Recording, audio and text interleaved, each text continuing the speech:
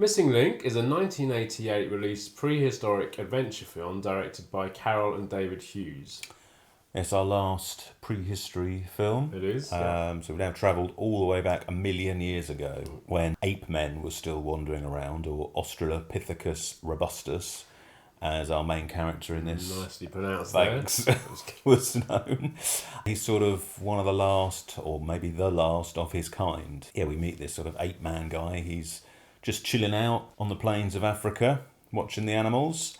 And then he returns to his tribe, and they've all been brutally murdered by what we can assume is man, or early version of man, Homo erectus. He's the last one remaining, and he finds an axe, which he doesn't know what it is, because he's more primitive, he can't make tools, doesn't really understand what they are. So yeah, he's sort of a bit despondent. His mate and his child have been slain, so he just wanders off into the wilderness.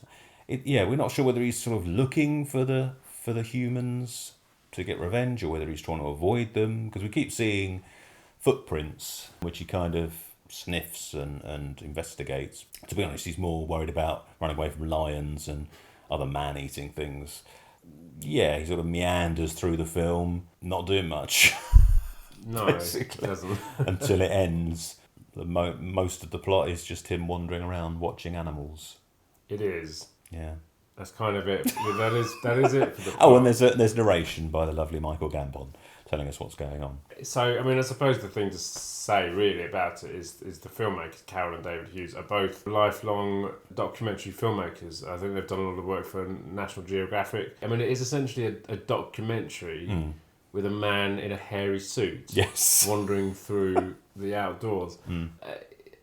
That's quite a negative thing to say about it. I mean, it is. I mean, like I said, it is essentially a documentary. Yeah. It's much more of a documentary than the other three that we've done. So we've now done Iceman, Clan of the Cave Bear, and Quest for Fire, which we did last week.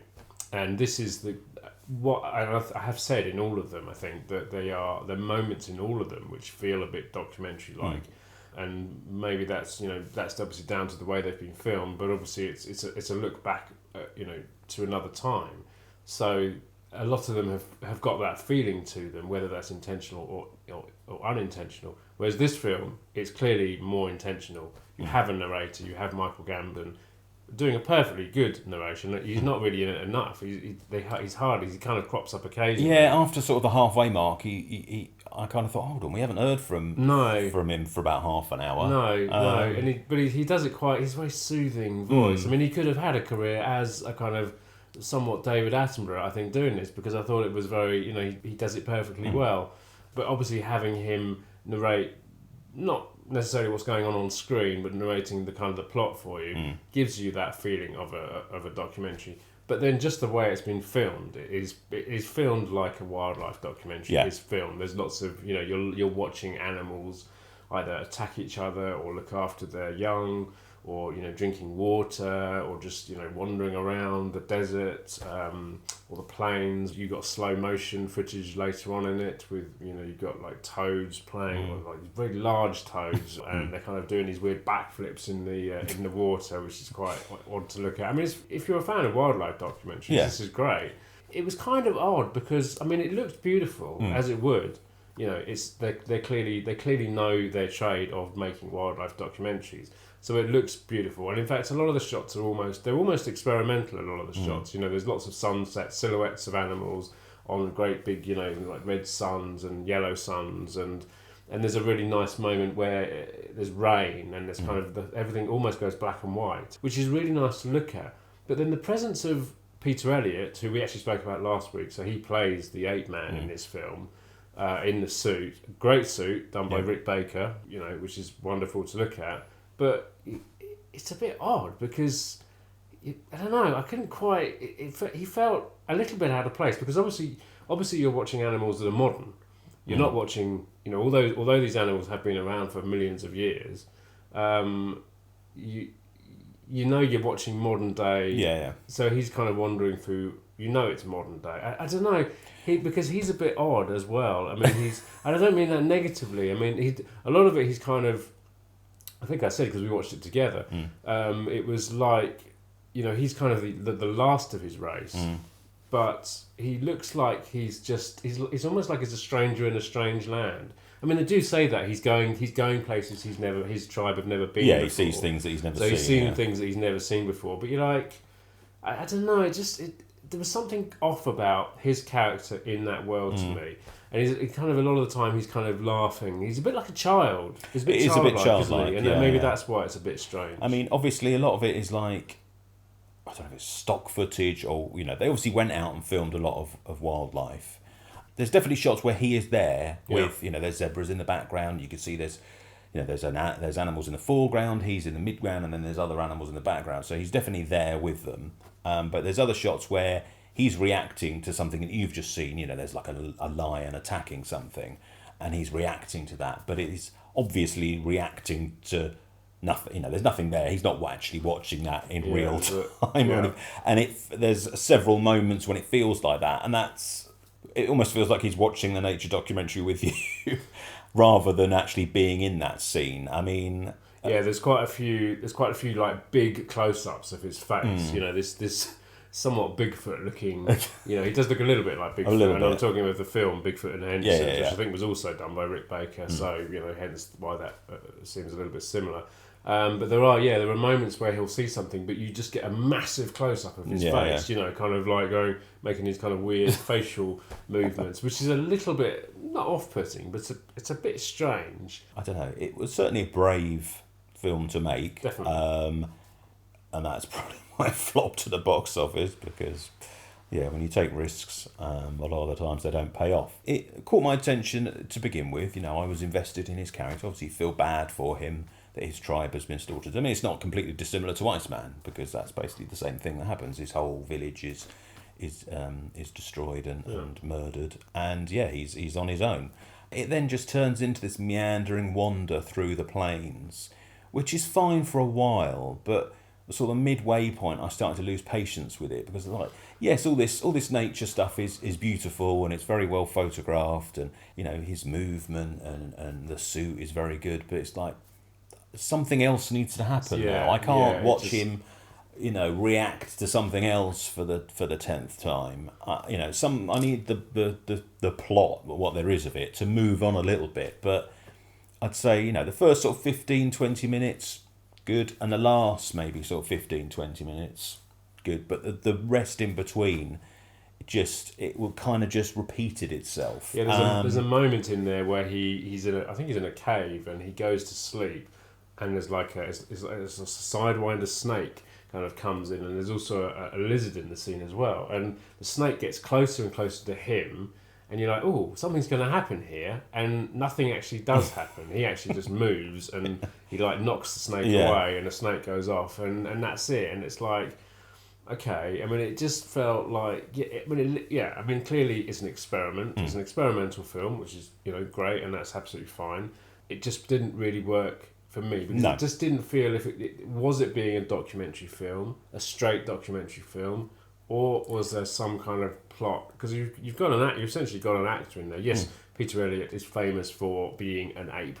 That's what he does. He's worked with many films over the years, like Congo and Gorillas in the Mist that I mentioned last week.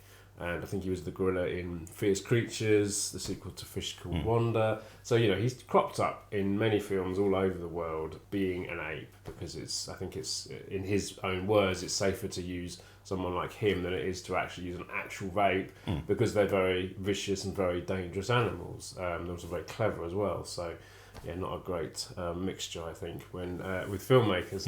But he does it very well, and he moves perfectly well. I mean, this is probably less gorilla like some of the things he does. This is more like a man. He obviously walks around, but he does it well, and he looks great. But it just didn't really, putting him in the nature documentary setting didn't really work for me. And like you said, it did just get a little bit boring after a while. I mean, what it felt like to me is, sometimes in these nature documentaries, they'll, if it's something that's, they recreate something, or it is something in the past. I'm sure there was a BBC series, wasn't there, about cavemen. I can't remember what it was called, where they did, they had actors dressed up like Neanderthals or whatever, and reenactments as such. And that's kind of what it felt like, but without the the sort of talking heads or the narration over the top. or- Obviously, we did have a narration, but it wasn't a narration in the style of a yeah, documentary. Perhaps if you, and I almost kept expecting David Attenborough to suddenly Yeah. start talking, but almost describing what he's doing. And maybe if they'd done that, if it had actually just been a documentary, and they'd had, obviously it would have been, well, no, because obviously they do, they do Walking with Dinosaurs and things like that. So, had they done it in that way, but obviously this is the 80s, it's not now. Had they done it now, maybe it would have been like that. We're back in the 80s here, and there were lots of experimental films going on around that time and before it, and since then, of course, as well. I mean, it's very atmospheric, this film, and the music's great. It's a very 80s. In fact, at some points, it kind of the soundtrack firmly put it into the 80s. Because a lot of it's very 80s, a lot of sounds that are very 80s. But I like a lot of that kind of atmospherics. There's the soundtrack to Hardware is similar, apart from the kind of industrial punk music you've got on there. There's also kind of that kind of 80s atmospheric sounds going on as well, which I really like. Yeah, the music was good, but for me, it didn't really fit the film in a lot of scenes. I don't know. It just didn't work for me either. No, I think because I like the visuals. I went with the visuals, and I like the kind of the atmosphere of it, and I think that for me works well with the music. But it wasn't terrible, and it was an interesting kind of end to our prehistory month. Yeah, no, absolutely. I wanted to go with it. At first I was invested in it, but it kind of lost me halfway through, and it was only really towards the end where I sort of it reignited my interest. Points for the cinematography and the performance, the central performance, but it left me a bit cold. Yeah. It doesn't really go anywhere, shall we say? No, but I think you should come to it if you want. I mean, by all means go out and check it out if you can.